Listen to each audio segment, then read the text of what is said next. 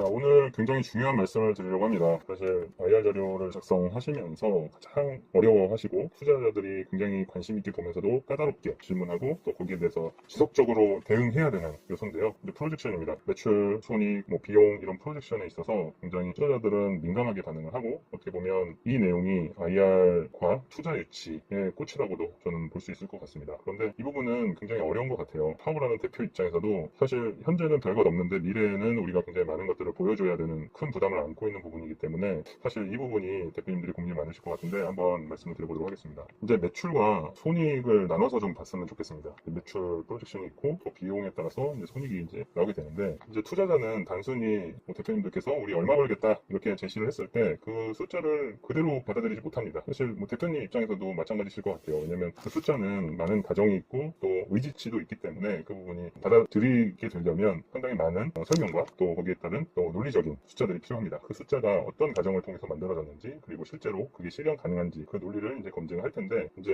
오늘은 매출과 그 손익 프로젝션을 어떻게 설계하고 전달해야 되는지 구체적으로 좀 말씀드리도록 하겠습니다. 먼저 매출은 반드시 매출 원별로 구분을 해서 보여주셔야 됩니다. 구분 손익, 구분 매출 이런 말씀 들어보셨죠? 그래서 상세하게 작성할수록 투자자들이 신뢰감을 더 높이 가져가게 됩니다. 그래서 예를 들면 구독 매출, 트랜잭션 매출, 솔루션 매출, 광고 매출, 부가 서비스 이런 식으로 나눌 수가 있겠죠. 이것을 하나의 통으로 만들어서 우리 매출 얼마 이렇게 제시가 됐을 때 그러면 이 매출이 어떻게 나왔습니까? 했을 때 말씀드렸던 그런 구분 매출로 우리가 대응이 가능한 거죠. 그래서 이런 각각이 앞으로 우리가 몇 %씩 매년 혹은 분기별 좀 더 세부적으로는 월별로 어떻게 성장할 것인지 이런 것들을 설명합니다. 그런데 거기서 몇 %를 성장한다라는 그 조건 자체가 단순히 우리가 의지치로 매달 5%씩 성장합니다. 매년 2배씩 성장합니다. 이런 식으로 말씀하신 대표님들이 계시는데 이거는 정말 저는 이렇게 하시면 안 된다고 생각합니다. 왜냐면 투자자들은 그 안에서 어떻게 성장할 것인지에 대한 대표님의 정확한 의지 그리고 생각을 알길 원하는 거거든요. 근데 그렇게 말씀을 하시면 이거는 생각이 없다라는 혹은 고민을 안 했다라는 걸로 받아들여지게 돼서 이거는 굉장히 큰 대표자 리스크로 받아들여지게 됩니다. 그래서 여기서 중요한 것은 성장과 그것을 이루는 어떤 가정의 기본적인 의지, 기본적인 논리적인 어떤 근거 이런 부분들입니다. 그래서 대표님들께서는 매출 프로젝션을 했을 때 그 숫자가 만들어진 그 과정, 디테일함을 꼭 챙기셔서 그 매출이 언제, 어떻게, 그 다음에 우리의 사업과 어떤 연결고리로 이루어지는지 이것을 전달을 잘 하셔야 됩니다.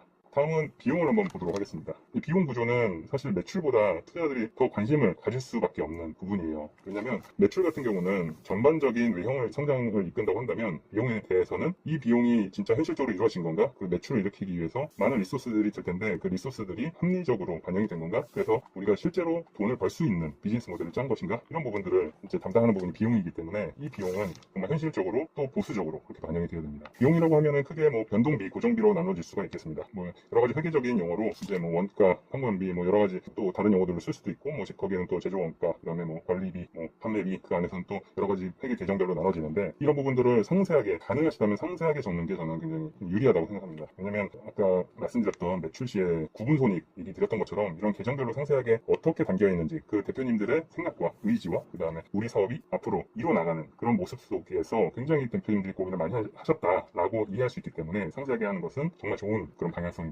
그래서 변동비에는 매출 원가가 있을 수 있겠고 결제 수수료, 판매 커미션 이런 부분들이 들어올 수 있겠고요. 고정비는 인건비, 무슨 서버 비용, 마케팅비, 관리비, R&D 비용 이런 부분들이 이제 포함이 되겠죠. 그래서 이런 부분들에 대해서 상세하게 최대한 상세하게 대표님의 생각과 우리의 사업의 또 방향성과 매치인되는 이런 비용들이 반영이 됐을 때 우리가 제시했던 매출과 그리고 거기에 감안된 비용들을 결합해서 이제 손익이 나오게 되는 것입니다. 그래서 이 손익에 대해서 이제 말씀을 좀 드리겠습니다. 매출에서 이제 비용을 빼고 이제 손익 분기점을 그러면 언제 도달하십니까? 라고 이제 물어볼 수가 있어요. 가장 관심이 많은 포인트죠, 투자자들이. BEP를 도달하는 데 있어서 우리가 제시될 수 있는 그 일정에 대해서 대표님들께서 고민을 많이 하셔야 돼요. 이제 투자자는 회사가 언제부터 자생적으로 흑자를 낼 수 있는 구조지? 그러면은 거기에 따라서 회사가 어느 정도 기업가치 인정받고 우리가 투자금을 회수할 수 있겠네. 이렇게 이제 생각의 흐름이 미치거든요. 그래서 여기서 중요한 거는 단순히 3년 뒤에 우리가 흑자입니다. 이렇게 제시해달라고 이제 제가 말씀드리는 건 아니고 흑자 전환이 어떤 전제 조건 하에 가능한지를 반드시 제시해야 됩니다. 그러니까 현재는 당연히 매출 외형도 적고 고정비가 많기 때문에 흑자가 안 되지만 우리가 이런 사업 모델로 지속적으로 성공했을 때 스케일업이 됐을 때 우리가 흑자가 가능하고 지속적으로 성장을 통해서 기업 가치를 높일 수 있습니다. 이런 논리거든요. 그래서 예를 들면 고객 수가 얼마까지 늘어났을 때, 뭐 CAC와 LTV가 어떻게 변했을 때, 영업이익률이 몇 퍼센트 수준으로 올라왔을 때 우리는 가능합니다. 이렇게 이제 논리가 있어야 되는 거죠. 그래서 투자자들은 특히 흑자 전환, 직전 구간 비용 구조를 굉장히 꼼꼼하게 보기 때문에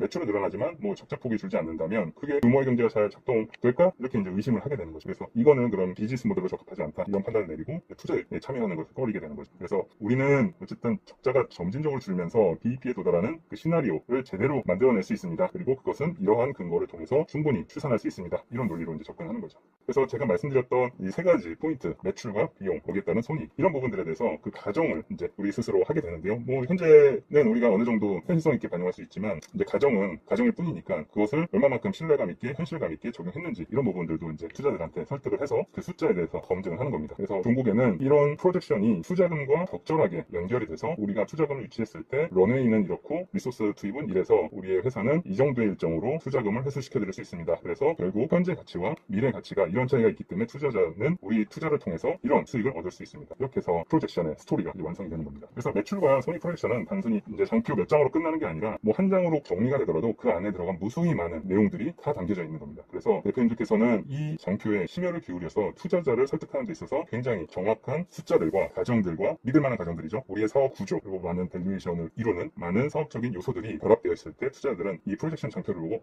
이 회사는 믿을 만하고 유망하고 최소한 원금은 회수할 수 있겠다. 이런 논리적인 구조로 만들어진다면 저는 이 장표 한 장으로 투자자를 설득시킬 수 있다고 충분히 생각합니다.